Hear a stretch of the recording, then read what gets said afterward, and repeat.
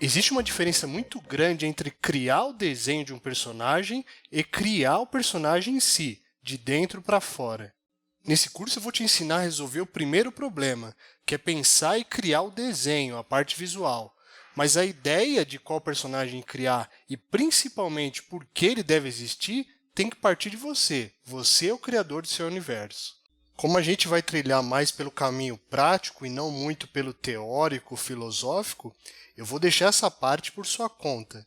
Existem vários livros sobre o assunto, dois dos mais fáceis de encontrar é A Jornada do Herói, do Joseph Campbell, que é uma sugestão em quase todo curso de cinema ou artes visuais, e o outro é o Desvendando Quadrinhos, do Scott McCloud. Os dois livros, eles tratam sobre escrever histórias, mas tem ideias que a gente pode usar para pensar os personagens, sejam eles heróis ou antagonistas.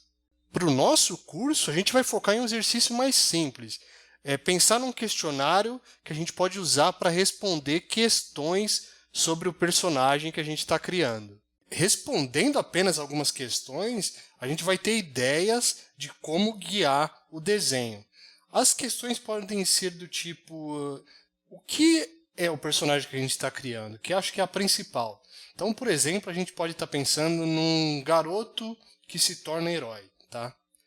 A segunda questão, talvez, quem ele é? A resposta para isso seria um garoto que é filho de camponeses. Eu estou inventando enquanto eu escrevo o curso para você.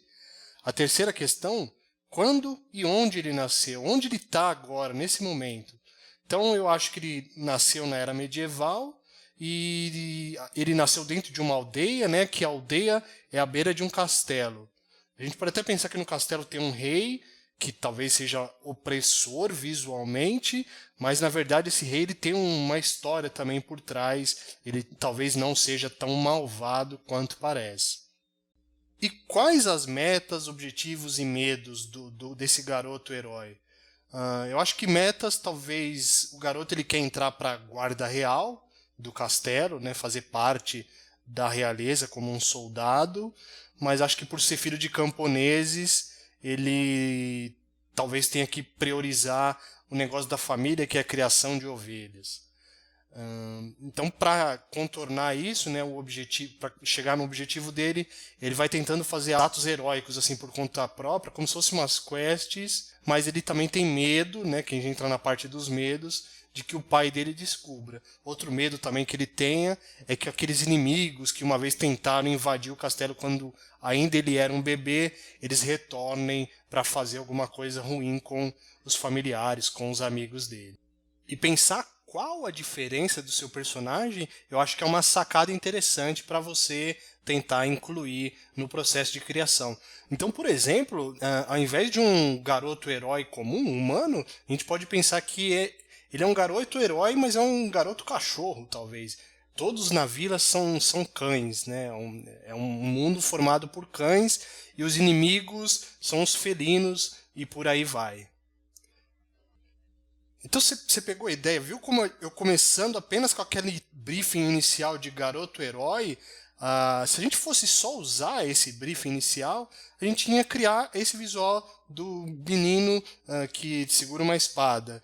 Mas respondendo às perguntas desse questionário, a gente foi criando uma história que foi levando para essa ideia de fazer um garoto cachorro herói, tá? Uma coisa já um pouco diferente do comum. Mais para frente no curso eu vou mostrar como usar uma ferramenta de mind mapping para transformar esse questionário em algo visual. Por agora, apenas tenta pensar mais na história dos personagens que você vai fazer, né? Antes de sair desenhando, tenta pensar um pouco na história dele. Aprender a visualizar uma ideia sem precisar fazer um traço no papel, eu acho que é uma habilidade muito importante como desenhista de personagens. Vale muito a pena você tentar cultivá-la. Então, vamos continuar.